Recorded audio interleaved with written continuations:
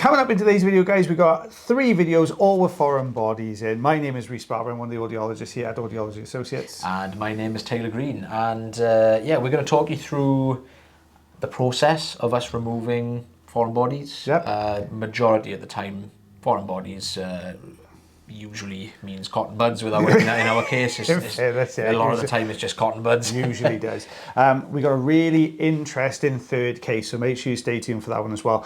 But this is my patient first of all. So this is actually a pediatric patient. So out of the 2 of us, I'm allowed to see pediatric patients, which are always it's really not easy ones to do. You're working in a much smaller ear canal normally.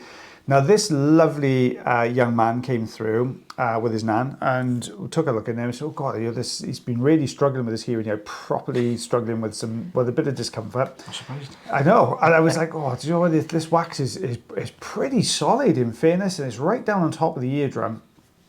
So I'm using a standard size Tube here. I'm trying to pull away from the side because I want a bit more suction grip. We don't normally go down, right in front of the eardrum with the standard size tube if we can help it, but this just wasn't going anywhere. So you can see I'm really trying to pull this one side of this wax plug, and I'm like, this is just not budging. And when I mean this is on top of the eardrum, this is literally pressed against the eardrum, this one. A little bit of blurring to the camera, that's where the oil's gone in. But now I'm going to go a little bit deeper. Reposition, I would imagine. Exactly, just to try and pull this top section. So this is actually the Rhys curette, so a little loop that we use. And the ideal thing here is to get behind the plug. I would, forceps, I can imagine you're going to get on the end of that now anyway. Yeah, because I pulled it down. I'm like, there's just no give to this. This is absolutely solid. And then when I start pulling, what I start to notice is that, I'm thinking it's not really giving me anything at all. So I'm going back in with the suction now, trying to suction some of this oil off. I'm like absolutely rock solid here, switching between tools. But now I can start to see a little bit of white as it's starting to clip the bits off the front. And this in my head, I'm thinking, are we looking at possibly a cotton bud? Now this is really delicate work here because I'm right in front of the eardrum. I'm trying not, it's a super sensitive part of the ear, but I can really see, I'm not touching the drum here, but I'm just trying to pull this leading edge down, as Taylor said, to try and get a working edge on this. Here come the forceps.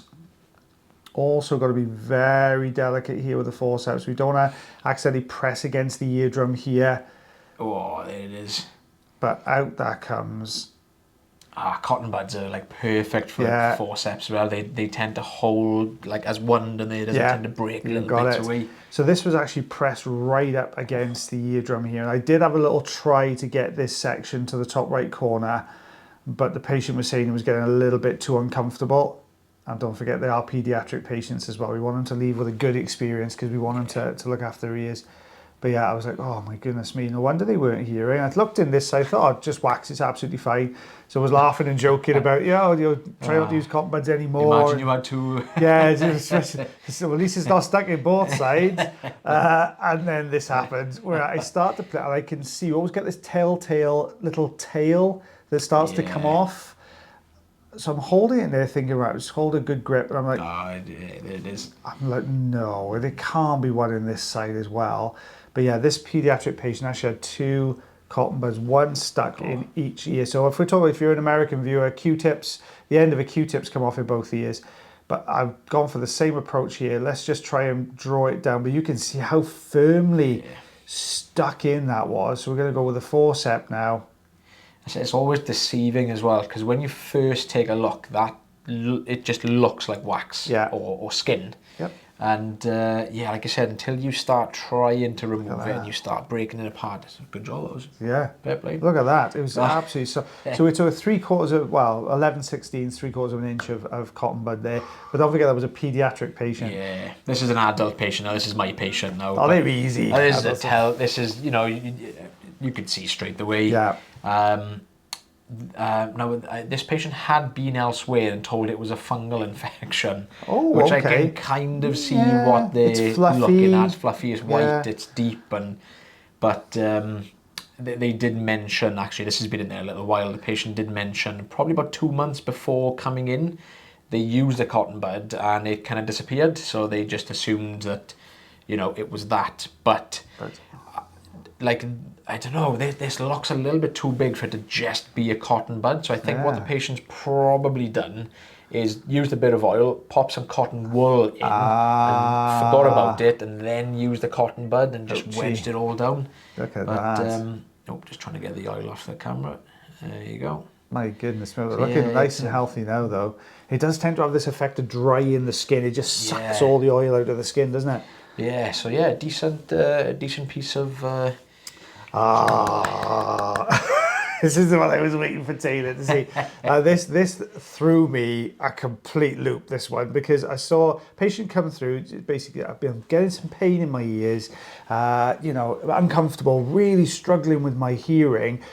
Been using oil, but it's not really making much of a difference. I am really, really struggling. So I could see this quite a large kind of chunk at the front end here. And we've got the right curette because it's a harder plug, much easier to use curettage sometimes on these harder plugs. So I'm really kind of trying to get behind it. The reason it's wobbling a little bit is because I'm having to stay away from the ear canal and side of the face here a little bit with the endoscope, but with the tool you've still got your finger against the ear. So look at this, it comes out. It's like a leopard print, right? And I was like, what is that? That is really unusual. Picked it up, had a good look, and I was like, there's spots on this wax. That's really odd.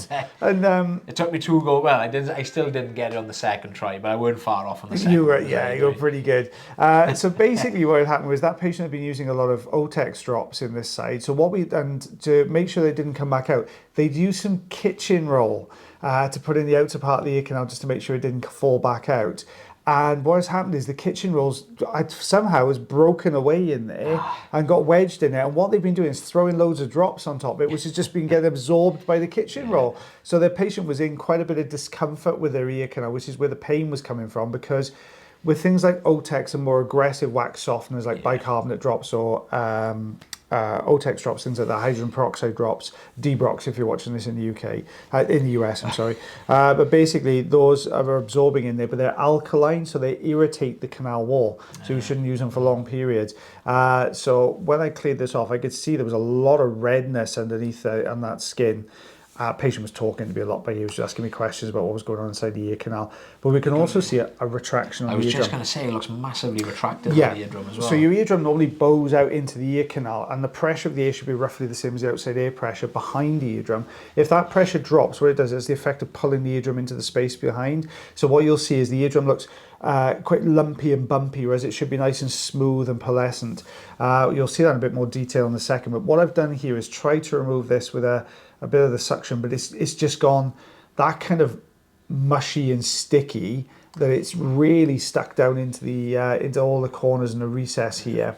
So I'm going to opt to use a little bit of irrigation, which is what I did there, irrigated that, and you can see it got everything nice and clear. But look at that retraction pocket to the left-hand side of the eardrum there. But this was the big bulk of that. Look at the dots on that. That's huge. That's thick as well. Do you know what it is? It's not a thin piece at all. This was a chunky bit of kitchen paper in there. Yeah, it's a really chunky bit. Please don't use paper. Yes, please don't do that. But if you want to see another cracking video, I've got one which is going to pop up. If you're watching this on YouTube, it's an absolute doozy. It's one of my earliest videos. It is actually video 33. That's how old this video was.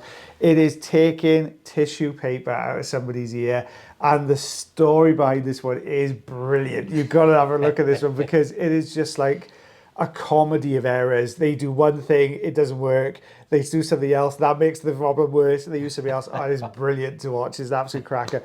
Bear in mind, it is one of my earlier videos, so I'm not quite as au fait. You wouldn't have been on. I'm not on there. It's just my voiceover on there as well. So it's a good one to watch if you like that one. Well, guys, thank you so much for watching our video. If you do enjoy the videos, don't forget there's another 1,240 of them you can go back and have a look at as well. By all means, take a look at that. And if you do enjoy them, you can always like, heart, share, follow, and subscribe for me. If you really, really like the videos, you can also consider becoming members. That way then you get to see more videos on a Tuesday and a Thursday. But as always, guys, until me and Taylor are together next time, take care of your ears. Take care of yourselves. Did I do it the wrong way around? Yeah. I did. And take care of one another. Is that right? That's all of them nowadays. That's it. We just did the backwards. We just did it backwards. Sorry, man. Through a loop again. And myself and the lovely Miss Taylor Green will see you for the next video on Monday. Take care, everybody. Have a good weekend. Bye. Have a good weekend. Bye.